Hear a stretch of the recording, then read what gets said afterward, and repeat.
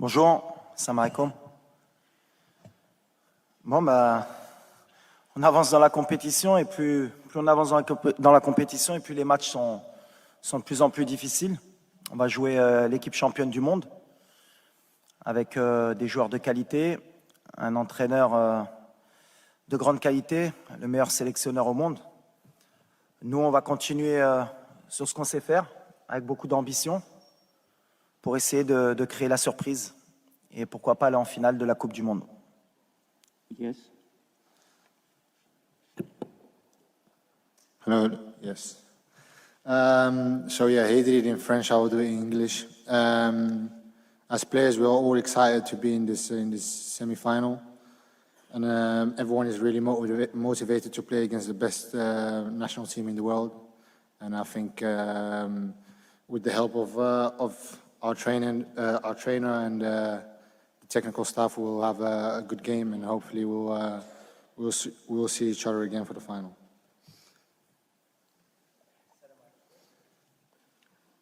عديل الرحموني مدير موقع ماتش بريس بالمغرب.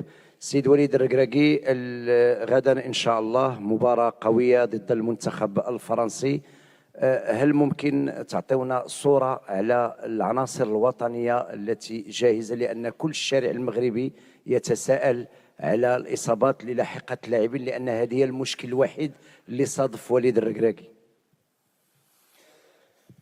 Bon, comme tout le monde le sait, on a beaucoup de blessés, mais on récupère bien. On a un staff médical qui est de très haut niveau, et chaque jour, il y a des choses positives qui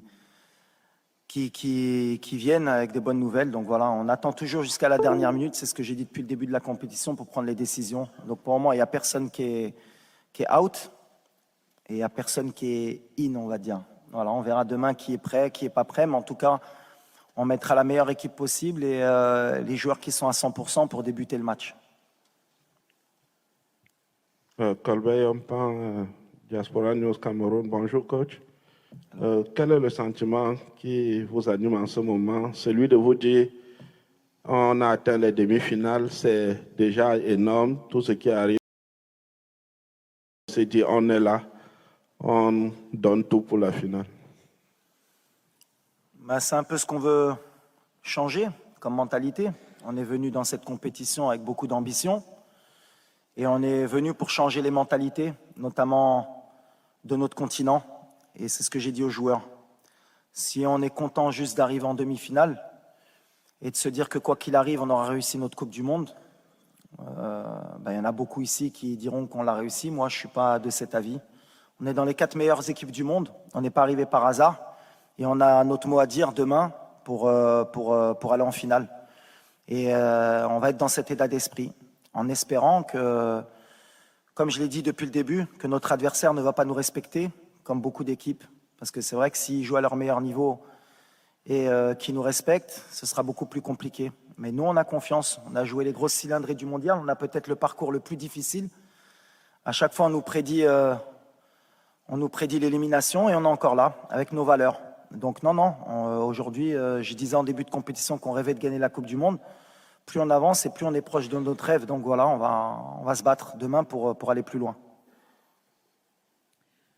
Bonjour, Walid Regragui, je suis là. Hugo Moissonnier, Radio France Internationale. L'une des principales menaces qu'il va falloir neutraliser pour vous, ce sera évidemment celle de Kylian Mbappé. Dans sa zone, il y aura Achraf Hakimi. Les deux joueurs se connaissent évidemment très bien. Ils jouent en club et puis ils exposent régulièrement leur amitié sur les réseaux sociaux. Et même au Maroc, je crois que Kylian Mbappé est déjà venu voir son pote. Est-ce que vous allez avoir une conversation particulière avec Achraf Hakimi pour neutraliser Kylian Mbappé? S'il y a un joueur qui le connaît mieux que moi, c'est Achraf. Il s'entraîne tous les jours avec lui. Donc s'il a une idée précise du joueur qui est Kylian, c'est lui qui le sait. Donc non, on va pas mettre en place plus de dispositifs tactiques ou quoi que ce soit par rapport à Kylian. Parce que malheureusement pour nous, il n'y a pas que Kylian. Quand on voit Griezmann, la qualité du joueur que c'est, entre les lignes, quand on voit Ousmane, qui est pour moi le complément parfait de Kylian. Voilà, le danger, il vient à gauche, il vient à droite. Donc si on reste que focus sur Kylian, on fera une erreur.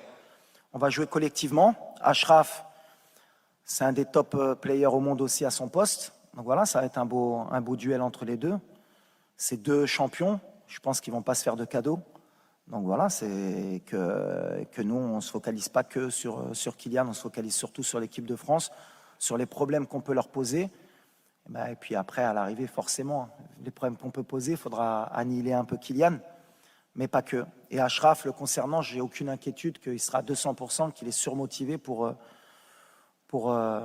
battre son copain. Good morning, Mr. Regragui. Dario Ricci, Il Sole 24 Ore Italy, please in English. In your opinion, what will be the key points of the match from a tactical and a mental point of view? Thank you. The key for us is the spirit, you know, is a team spirit. Now we play same of club, not of national team. Everybody work, everybody want to give our best in every game, and we play a collective game every time with a good spirit. And the spirit for me is everything in the football. Is more important, and with the heart and the spirit. Before we continue with the questions, I would kindly ask our colleagues, the photographers, to please leave the room. Our colleagues, the photographers, kindly please leave the room. Thank you. No more photos.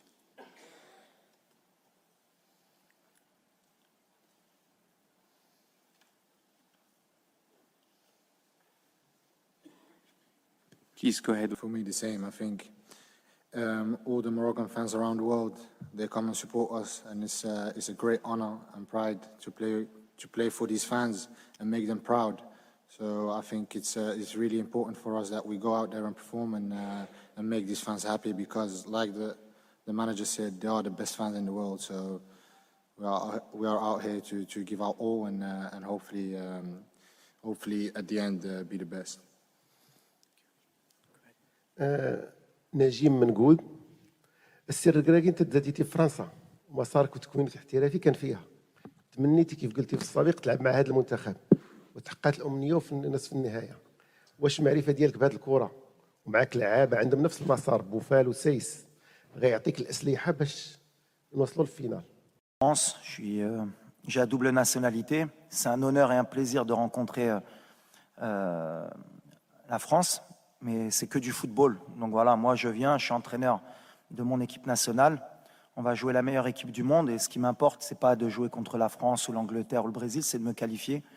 Maintenant, c'est sûr que ça va être particulier, surtout pour mes proches, pour ma famille, pour mes amis. Mais moi, en tout cas, en tant qu'entraîneur, c'est quelque chose qui me trouble pas et qui m'intéresse pas du tout. Je suis là en tant qu'entraîneur de football, et ce qui m'intéresse, c'est de gagner. Alors, on a la France, si ça avait été l'Angleterre, ça aurait été pareil. Mais ce qui m'intéresse surtout, c'est de jouer la meilleure équipe du monde. Pour un entraîneur, c'est toujours bien de pouvoir se tester et de voir à quel niveau on est arrivé avec notre équipe. Mais même pour les joueurs, c'est le message que je leur porte. On ne fait pas attention à savoir contre qui on joue. Alors, on avait joué la Belgique, on avait des binationaux aussi. Et le message, il est toujours le même. On joue pour le Maroc et on joue un match de football. Et ça doit être la fête. Et je pense que pour tous les binationaux franco-marocains, ça doit être une fête. Et quoi qu'il arrive, eh ben, je pense qu'on fera la fête ensemble sur les champs, que ce soit si c'est le Maroc qui gagne ou la France. Parce que voilà, on vit ensemble et on est content d'être ensemble. C'est le plus important. Vous, les journalistes sportifs, ça vous fait rêver. 60-70% de possession de balle, tu as fait 2 tirs dans le match. Les XG, ça c'est la meilleure invention pour les coachs ou pour les joueurs. Les XG. On aurait pu gagner parce qu'on a eu 4 de XG. Mais tu as un attaquant en bois qui a loupé 4 occasions. Et tu as donné 4 XG pour rien. Nous, on est là pour gagner. On n'est pas la possession, si on peut l'avoir, on va la prendre. S'ils ne nous la laissent pas, eh ben on va leur laisser. Mais on va se battre avec nos moyens pour gagner. Et je pense qu'il y a un sélectionneur en face de moi qui est le meilleur au monde pour moi. Et il a très bien compris ça depuis longtemps. Et il gagne comme ça aussi. Donc voilà, nous, on est là pour gagner. Alors après, parler de est-ce que vous allez avoir la possession? S'ils nous la laissent, on va la prendre. Je ne pense pas qu'ils vont nous la laisser. Et s'ils ne nous la laissent pas, il faut qu'on sache comment faire, comme on a fait les matchs d'avant, pour les empêcher de tirer le plus de fois au but et qu'ils aient le moins de XG possible pour nous battre. C'est le truc. Mais on y va pour faire un coup et pour gagner. Mais la possession, alors, je vais demander à Infantino, s'il peut donner 1 point ou 3 points à partir du moment où on peut avoir 60% de possession, ça va changer beaucoup dans les championnats. Parce qu'à part City, qui est à chaque fois à 70 de possession, mais la possession, je suis passé par là, moi, la possession. C'était mon rêve. Moi, Guardiola, à un moment donné, m'a rendu fou, lui aussi. Ah ouais, tiki-taka, la possession. Ah ouais. C'est sûr que quand tu as De Bruyne, quand tu as Bernardo Silva, quand tu as XY, la possession, c'est bien. Gagner. Moi, ce qui m'importe aujourd'hui, c'est que l'Afrique, aujourd'hui, parce qu'il y en a beaucoup, et notamment les journalistes européens qui ont critiqué un peu notre jeu, moi, je pense que ça les embête aujourd'hui de voir une équipe africaine jouer un peu comme les équipes européennes qui ont compris. Alors, je sais que ça fait plaisir de temps en temps. Ils étaient sympas, ces Africains. Il y avait un peu de danse, ça jouait bien, ils nous ont fait plaisir. Bouffal l'a mis 2 petits ponts, c'est magnifique. Mais il rentre à la maison. Non, c'est fini. On passe à autre chose. On a envie de gagner. On a envie de gagner pour l'Afrique, on a envie de gagner pour les pays qui sont en voie de développement, qui dans le football, pour qu'ils apprennent qu'aujourd'hui on peut gagner avec un minimum, parce que c'est le football. Il n'y a pas qu'une manière de jouer. Et je prends exemple sur la France. Parce que c'est bien beau, mais moi 2018, ils m'ont fait rêver la France, comment ils ont joué. Ils ont tout compris. Ils ont explosé tout le monde. Et contre l'Angleterre, ils n'ont pas eu 40 occasions. Ils ont explosé tout le monde. C'est la meilleure équipe. Si on peut prendre un peu exemple sur eux, demain, pourquoi pas. Mais XG, possession, c'est bien. Les datas, je crois qu'on a 0,01% de chance de gagner la Coupe du Monde au départ de la compète. Je ne sais pas, on est monté ou pas à peu près. Peut-être on doit être à 0,03 peut-être maintenant. Mais on va essayer de faire mentir cette statistique. Alors peut-être demain, je vais passer pour un con. Hein. On va dire, ah, il a trop parlé. On est à 12. Alhamdoulilah.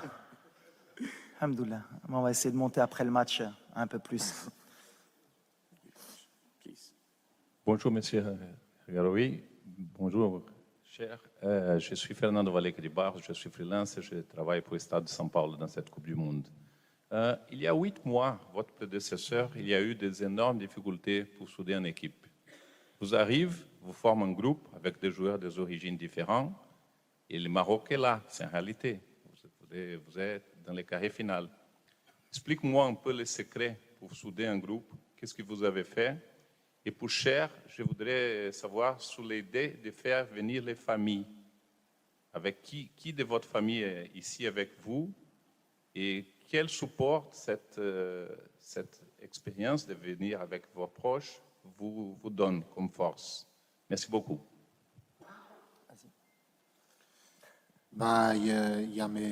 Pour moi, il y a mes parents, il y a ma femme, mais après, il y a tous les joueurs aussi, tous les parents des joueurs, on est tous une famille. Et je pense que ça, c'est une force à nous. Et j'espère qu'on continue comme ça parce que c'est beau à voir. Si tu vois les vidéos après le match et tout, avec les joueurs, avec leur maman et avec leur papa, c'est quelque chose de beau. Tu as des larmes dans les yeux. Donc, oui, ça donne une force incroyable. Et on va utiliser cette force pour les prochains matchs. Par rapport à la situation, ce que j'ai pu apporter, je pense que c'est surtout les joueurs. Moi, j'ai essayé de créer rapidement un groupe, c'était important. Et j'ai beaucoup réfléchi à comment aborder le tournoi, parce qu'en fait, la compétition de la Coupe du Monde, ça n'a rien à voir avec des qualifications ou avec une préparation sur du moyen ou long terme. Donc on était sur du court terme, il fallait préparer une équipe pour un tournoi. Comment faire pour gagner des matchs dans un tournoi et se qualifier? Donc on a beaucoup réfléchi avec le staff. On a mis beaucoup de petits détails en place, notamment la venue des parents, des familles, pour essayer de créer un état d'esprit qui puisse nous aider à nous surpasser dans cette compétition. Et ensuite, tactiquement, on a été au plus facile et au plus rapide. C'est-à-dire d'être une équipe très bien organisée, qui fait des sacrifices et qui a confiance en elle. Donc voilà, pour le moment, ça nous a réussi, ça aurait pu ne pas marcher. Mais on a pris des options qui aujourd'hui nous donnent raison. Et je suis content pour ça, parce que les joueurs, surtout, ont adhéré et ont cru au projet et je suis tombé sur des vrais bons gamins qui aiment leur pays et qui m'ont suivi. Donc voilà. السلام عليكم. هشام فرج من الشركه الوطنيه للدعوه التلفزه المغربيه. مرحبا سي وليد سي الياس. سي وليد انا ما بغيتش نسولك على المباراه لانه المباراه تقريبا قلتي كل شيء، ولكن اليوم كيفاش نستثمروا هذا النجاح اللي حنا اليوم فيه؟ صراحه هو انجاز كبير ديال كره القدم الوطنيه. فرحنا انه تابعنا لاعبين ديال الدوري المغربي وديال البطوله انهم حاضرين، لانه كان هناك بعض من شكك في قدرات اللاعبين المحليين انهم يكونوا يعطيوا الاضافه. على مستوى المراكز التكوين كنتابعوا اكاديميه محمد السادس ومراكز اخرى اللي كتعطي لاعبين، كيفاش نستثمروا هذا النجاح باش نبقاو غاديين في هذه الاستمراريه ونشوفوا لماذا ان شاء الله نحققوا كاس افريقيا وتكون نجاحات ديال الكره المغربيه. شكرا. Non, mais le plus important pour moi, et le message que je veux envoyer, c'est que je ne veux pas qu'on commence à catégoriser les joueurs qui intègrent l'équipe nationale. Les joueurs de Botola du championnat local, les binationaux, les joueurs de l'académie. Non, non, quand on intègre l'équipe nationale, on est marocain, on vient avec ses qualités, et parce que le sélectionneur pense que tu peux apporter quelque chose. Et moi, sur les 26 joueurs que j'ai choisis, je n'ai pas fait de quota, j'ai regardé ceux qui pouvaient apporter quelque chose à l'équipe et qui pouvait donner un plus. Et aujourd'hui, c'est bien parce qu'ils le rendent sur le terrain. Après, c'est plus l'environnement extérieur qu'on des doutes concernant ces joueurs-là. Mais moi qui les connais, j'avais aucun doute. Un joueur comme Atiatla, ça joue en Europe tous les jours. Yahya Jebran, ça joue en Europe tous les jours. Dari, même s'il a eu quelques complications à un moment donné à Brest, mais c'est un jeune joueur, il va progresser comme Aguerd à l'époque à Dijon. Et c'est des joueurs qui peuvent jouer en Europe. Voilà. Après, c'est l'état d'esprit, c'est ce que je dis. Une équipe nationale, c'est complètement différent de club. Il faut créer un groupe, un état d'esprit et que tout le monde adhère. Et c'est ce qu'on a réussi à faire. Mais c'est bien pour l'avenir parce que ça a donné confiance à des plus jeunes et à des joueurs du championnat local pour progresser et travailler.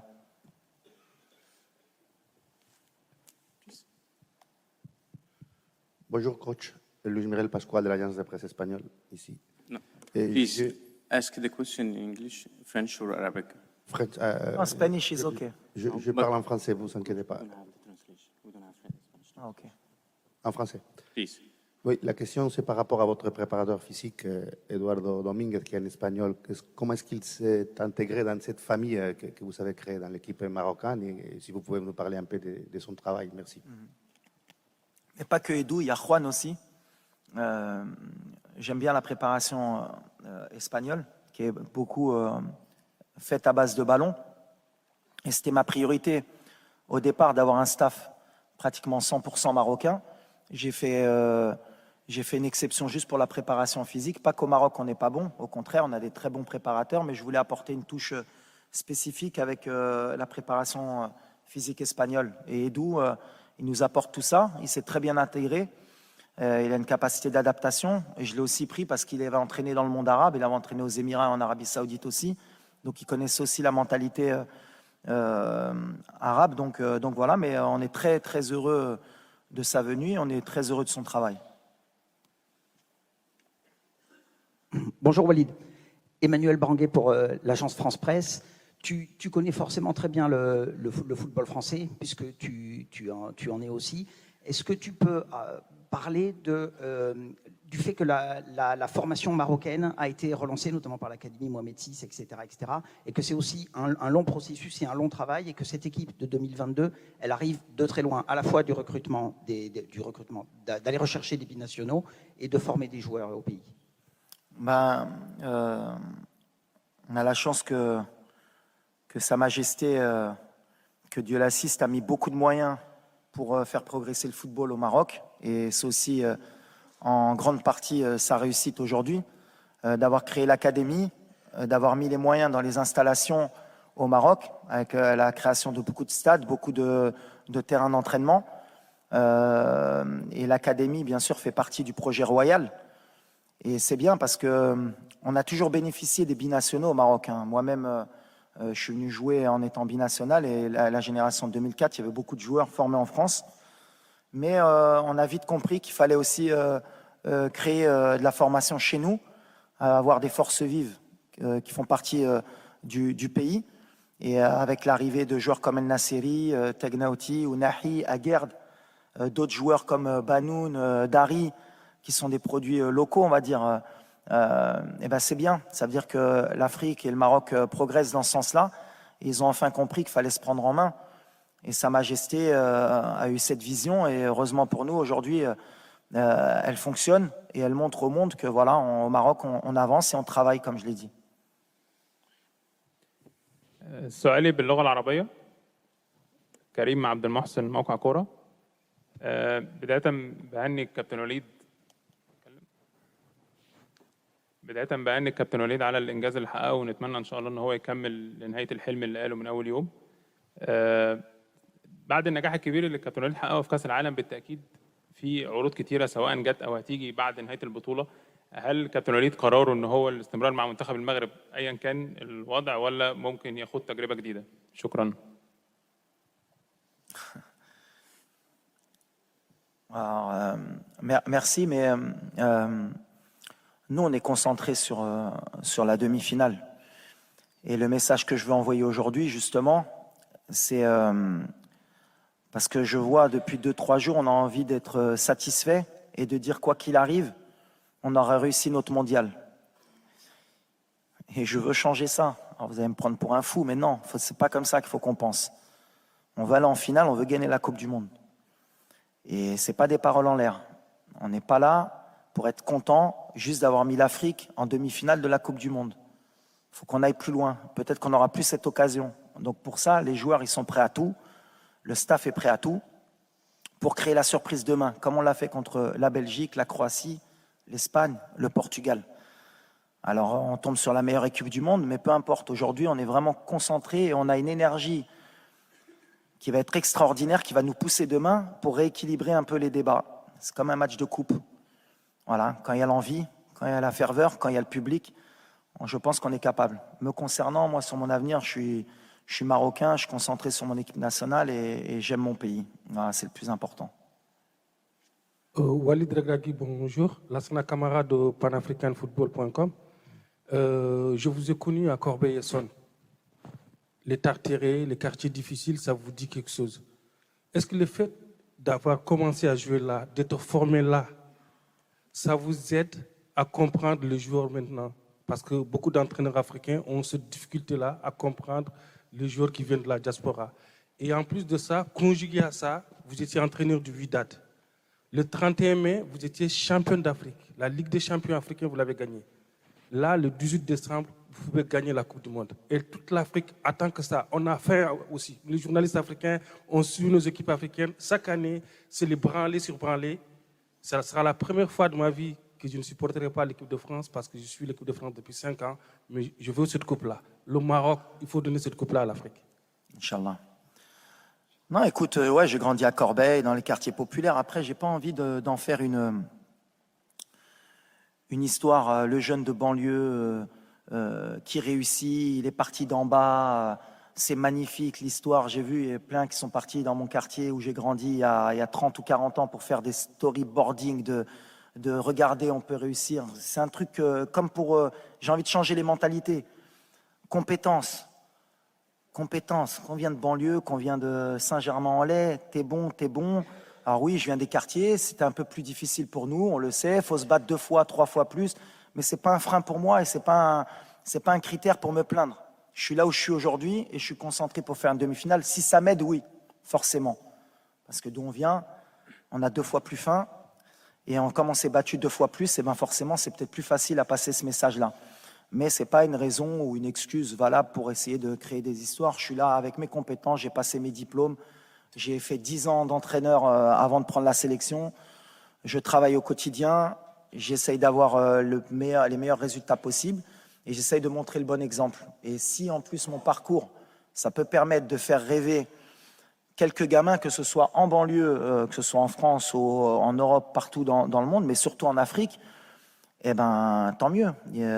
C'est l'objectif aussi, attention, je ne mens pas. Mais aujourd'hui, je suis en mission. Et là, le petit, hein, on est en mission ou pas? Pas là pour rigoler, pas de fatigue, je le répète, pour ceux qui pensent, on n'est pas fatigué. Demain, on va courir. On a envie de rentrer dans l'histoire pour le Maroc, pour l'Afrique, pour le Maghreb aussi, pour nos frères aussi, Algériens, Tunisiens, Égyptiens, Libyens, pour l'Afrique subsaharienne, pour tous ceux qui ont rêvé un jour de voir l'Afrique en demi-finale ou en finale de Coupe du Monde. On a l'opportunité là, il ne faut pas la gâcher. Moi, c'est surtout ça que je me rends compte. Je n'ai pas envie qu'on attende 40 ans après pour qu'une équipe africaine ait la chance et qu'il y ait la même conférence de presse dans 40 ans et qu'on dise vous pouvez passer. Non, non, on a l'opportunité demain de rentrer dans l'histoire, de ramener une équipe africaine en finale de Coupe du Monde. Et comme je suis quelqu'un d'un peu fou et que je suis un peu tout ce qui se disait même avant la Coupe du Monde, on a été beaucoup critiqué les pays africains. Il y a beaucoup aussi de commentateurs sportifs qui disaient oui, mais l'Afrique, avoir 5, c'est déjà bien et ils ne sont pas assez bons. Ben, il y a des moments où il faut marquer le territoire et dire non, on est là. On est là et aujourd'hui, on a l'opportunité. Alors, on tombe la France, c'est la meilleure équipe du monde. Ça va jouer sur des détails, mais on va essayer de le faire. On va essayer de le faire, Inch'Allah. Bonjour Walid, bonjour Ilyes, bonjour Thabit. Il y a un vrai décalage aujourd'hui entre le public, la presse sportive d'un côté et les entraîneurs de haut niveau, et je souligne le haut niveau, les entraîneurs modernes de l'autre côté. Malheureusement, ces entraîneurs modernes, même quand ils viennent dans des émissions de télé et de radio, ils restent superficiels. Qu'est-ce qu'il faut faire pour vulgariser le football moderne, vraiment?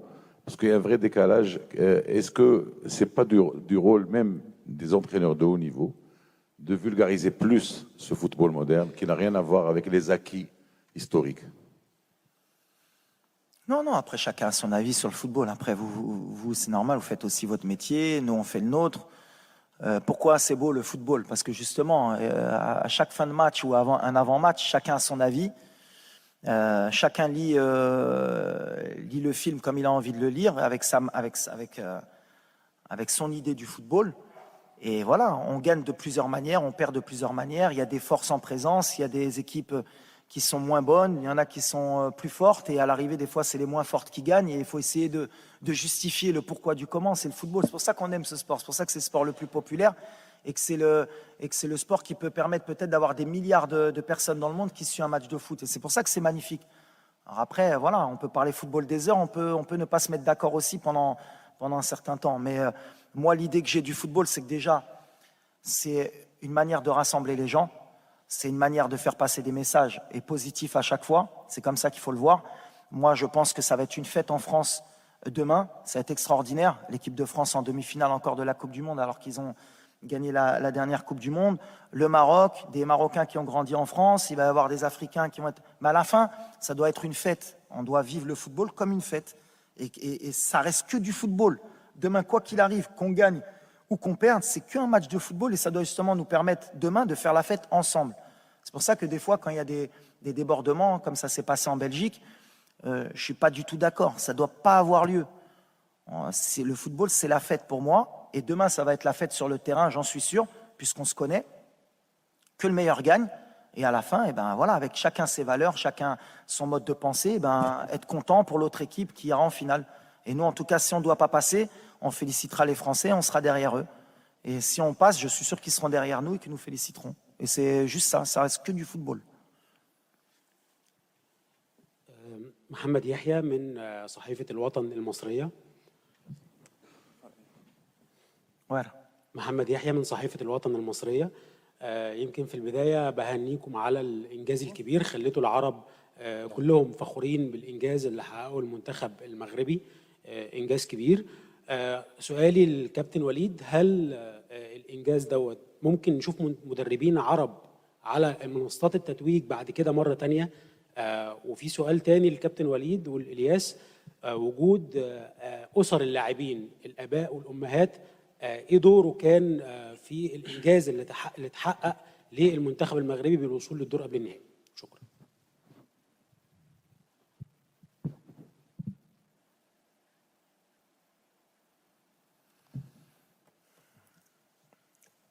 Nous, ce qui est important pour nous, et je parle toujours que de football, c'est ce qui m'importe. Nous, on essaye Déjà, on représente le Maroc, donc on a une image à donner de notre pays à l'international parce que la meilleure tribune, c'est la Coupe du Monde. Donc si c'est bien ce qu'on a pu véhiculer, c'est-à-dire le rapport entre les joueurs, les familles,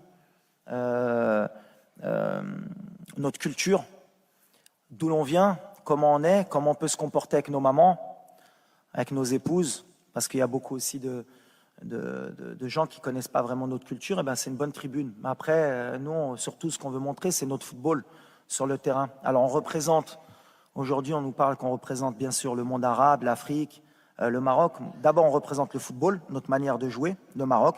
On représente notre pays, comment sont les Marocains, comment ils vivent le football. Je vous ai dit qu'on était un peuple de passionnés. Il y aura sûrement 20 000 personnes qui vont se déplacer. Et quand on connaît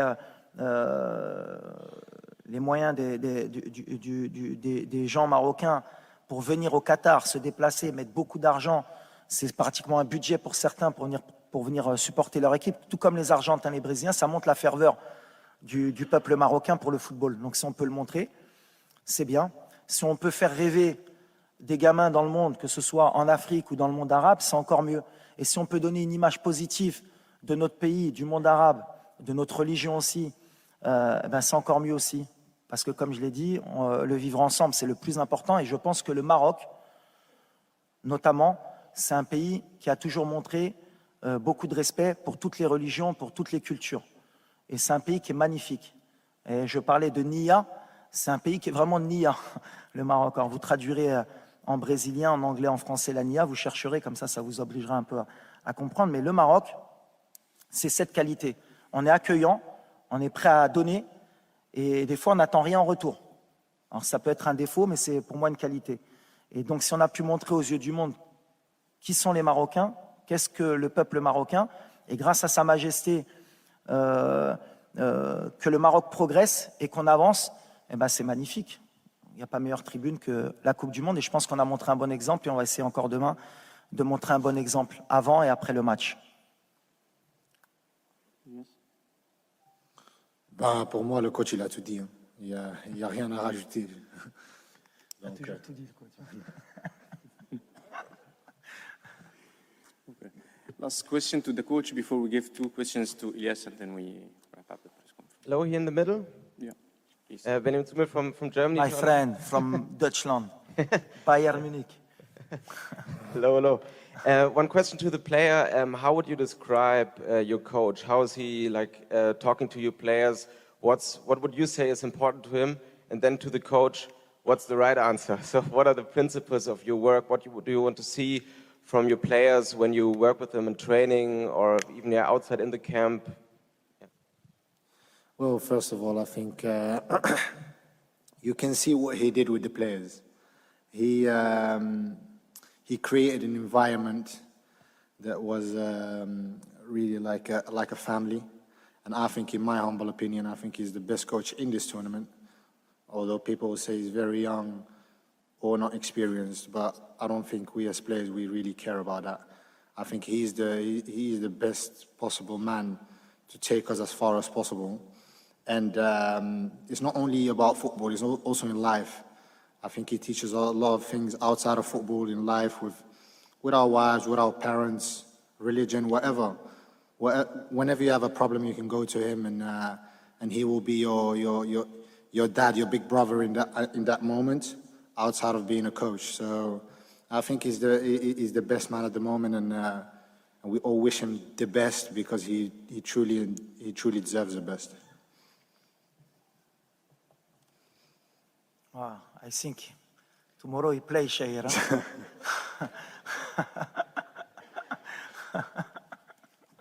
Merci, mon petit. So one question to the coach and one to the captain, please. Over there. Yeah. Good morning, Coach. Giulio Olivero, Gazzetta dello Sport from Italy. Congratulations for your job, because more your players are at their best now. Do you think they will play so well also in their clubs after World Cup? And this tournament is for them a magical period or the turning point of their career? Thank you.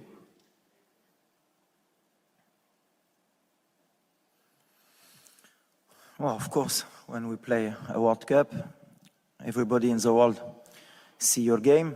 You have some player, he play not in the small team, because I don't like that, but he maybe deserve best team of his club, and is good tribune for us to show his quality. But now everybody is focused for this World Cup. He want to make history. And after, you know, the player, he have his manager, he have his journalists, for he make them a publicity, and he change the club. But now everybody is focused with Morocco, and that is important for me and for the country. Last question to Elias Al-Shar, please. Question to the player, yes.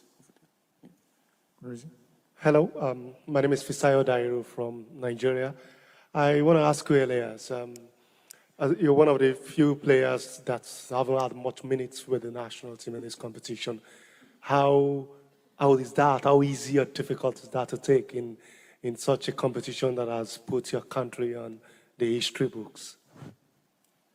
I am in the semi-final of a World Cup. Me as a little boy, I could have never ever dreamt of something like this. I know every single player wants to play. There's not one football player in the world that doesn't want to play football. And of course, sitting on the bench is not a nice thing. But if you see what we have created as a team, you can see that no one really